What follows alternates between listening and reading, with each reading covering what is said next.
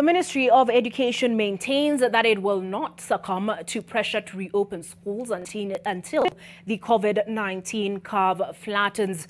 Education Cabinet Secretary George Magoha has stressed the need to preserve the life of the children, and that means keeping them out of school. On the other hand, the World Health Organization insists that the continued closure of schools is detrimental to the well-being of children, since for many of them, school is the only safe place they know. Helen Aura brings us more. With pressure coming from all directions to reopen schools, will the Ministry of Education cave? CS George Magoha says if you think he'll blink, then you've got another thing coming. Would you take your children to school if we open them tomorrow? Who would? Me, I would not take my grandchild near any school.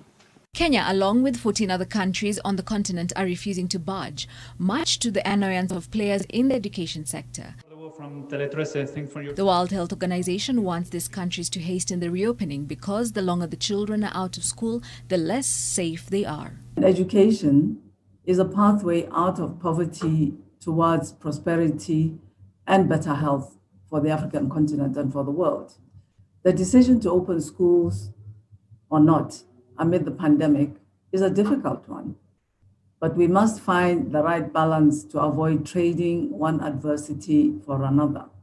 WHO argues that countries with closed schools should be worried about the long-term social and economic impact of the extended closure, because the lifetime losses are estimated at about 450,000 shillings per child. This may also be worsened by reducing earnings of the parents who are forced to stay at home to take care of their children, especially in households that cannot be able to afford childcare services. Keeping children away also further expose them to risks that are known, risk of being emotionally, physically, and even to a certain extent sexually abused.